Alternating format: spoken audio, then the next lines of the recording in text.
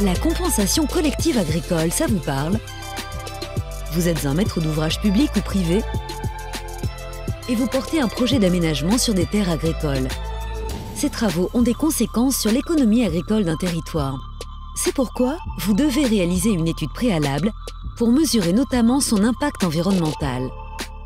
L'objectif, proposer des mesures compensatoires pour contrebalancer les atteintes causées par le projet. Comment sécuriser le financement de ces mesures? En consignant à la Banque des Territoires tout ou partie de ces sommes. Tiers de confiance, nous garantissons la protection de vos fonds.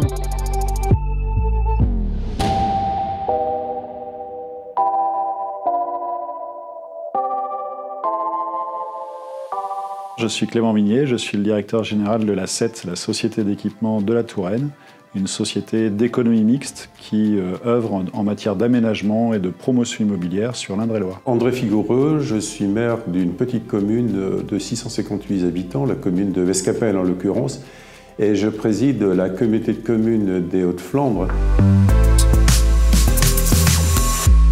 Donc la SET était désignée aménageur par la ville de Sorigny d'une zone d'aménagement concerté qui s'appelle le Four à Chaux et qui a pour objet de réaliser à peu près 150 logements. Dans le cadre de ce projet du Four à Chaux, nous avons dû acheter les terres d'un éleveur caprin et donc l'État nous a demandé de compenser l'impact que nous avions sur la filière caprine Tourangelle. Une des solutions qui pouvait nous être ouverte était celui de la consignation auprès de la Banque des Territoires qui nous permet de garantir à l'État que les sommes nécessaires à la compensation sont mises de côté au profit de la filière en attendant de trouver le projet idoine. Nous avions depuis de longue date un projet de développement économique dit de la Croix-Rouge B. Nous avons pris, parce qu'il n'y a pas d'autre solution, 28 hectares au monde agricole.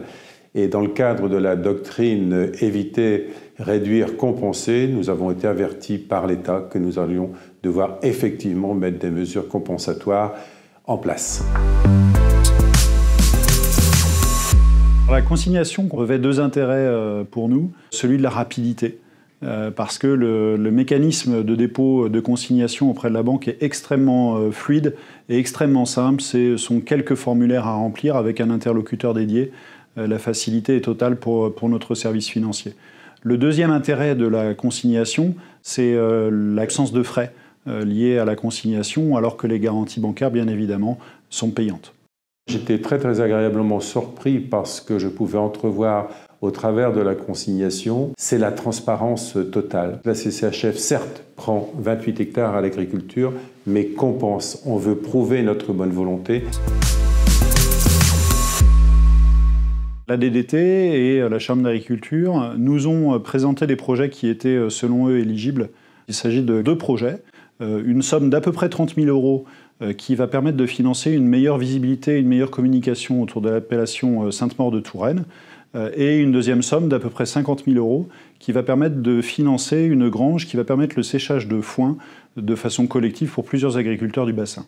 Le type de projet que nous avons déjà financé, c'est la préétude, le diagnostic, si vous voulez, qui a été réalisé par la Chambre d'agriculture auprès des agriculteurs du secteur, mais également les professionnels du lin, mais également la filière du TH, c'est-à-dire en aval des agriculteurs, pour que nous puissions avoir la meilleure fibre possible. On souhaite accompagner le développement de méthodes modernes pour le machinisme agricole, pour avoir de l'ensemencement du champ jusqu'à la fourniture du lin, du matériel qui puisse améliorer la qualité du lin.